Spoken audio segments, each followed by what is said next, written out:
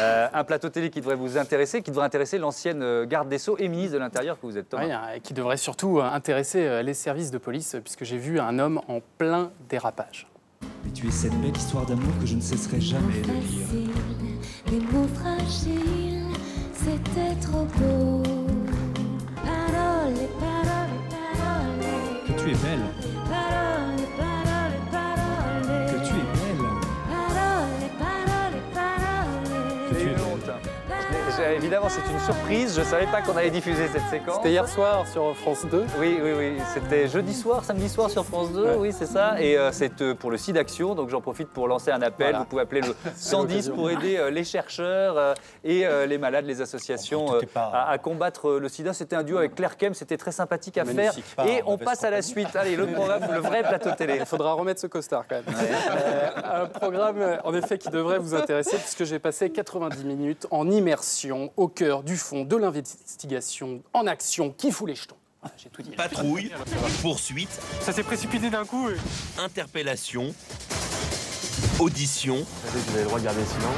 Les enquêteurs mènent une guerre sans merci contre ces nouveaux délinquants qui frappent tous les commerces sans exception. Comme dit Jean-Louis, on a l'impression d'avoir déjà vu ça plusieurs fois. C'est 90 minutes d'enquête, magazine diffusé sur TMC, présenté par Carlo Rousseau. Alors là, cette semaine, on avait droit à une enquête vol à main armée, braquage, les commerçants sous tension. Hein, rien qu'à lire le titre, j'étais déjà en sueur. Et tout au long du reportage, on nous explique que c'est de plus en plus violent.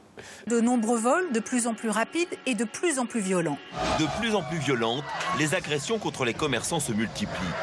Des actions de plus en plus violentes qui terrorisent les commerçants. Ah, ça fait peur, hein, c'est de plus en plus violent. Alors, c'est certainement vrai, hein, mais rien n'est démontré là-dedans. On ne nous parle pas d'une particulière progression, pas de comparatif, pas d'experts dessus. On aurait pu vous interroger, par exemple. Voilà, rien là-dessus. Mais au moins, ça a le mérite de nous angoisser. Hein.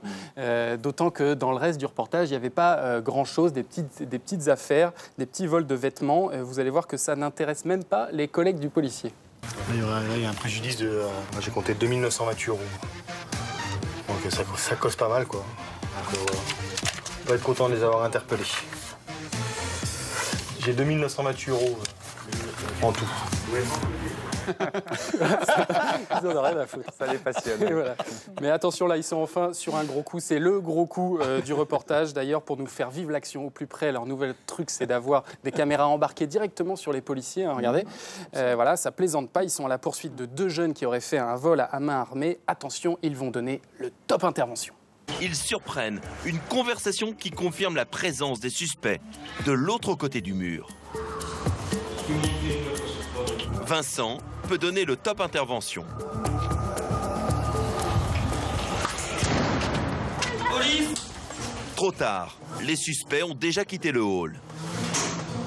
Ah, c'est ballot quand même, hein. On était bien dedans. Et puis, Bon, finalement survendu par le journaliste, tout simplement. Voilà. Mais finalement, ils arriveront un petit peu plus tard à récupérer les 2 suspects, mais interrogatoire. Et voici le bilan 15 minutes plus tard. Pour les enquêteurs, le bilan est décevant. Sans preuve suffisante, le parquet décide de remettre en liberté les 2 suspects. Voilà, c'est un échec et globalement, c'est un peu cette image d'impuissance de la police qu'on avait tout au long du reportage. Et quant à la justice, on en parlait 2 fois pour nous dire ceci. En France, il y a un laxisme. On s'en fout de tout. Plus personne ne va en prison parce que soi-disant, elles sont surchargées. Mais les prisons, ça sert à quoi? Donc à la justice de faire quelque chose à ce niveau-là, quoi. On se rend compte que il faut qu'il y ait un mort pour qu'il y ait quelque chose de concret, quoi. Parce que là, je m'en sors pas trop mal, on va dire. Et en fin de compte, une fois de plus, la justice n'est pas du côté des victimes. C'est ça qui est malheureux, quoi. Voilà, donc une police impuissante, une justice laxiste, hein, ça ne va pas bousculer les idées reçues. Il ne manquerait plus qu'on nous montre que les policiers s'adonnent à la boisson sur leur lieu de travail. Hein. Ah, pardon, je n'avais pas vu la bouteille. Allez, les audiences de l'émission, Thomas. Les audiences, 600 000 téléspectateurs, 2,3% du public. C'est 2 fois moins parfois que les scores qu'ils font, donc ça ne devait pas être assez angoissant. Voilà, on va terminer là-dessus.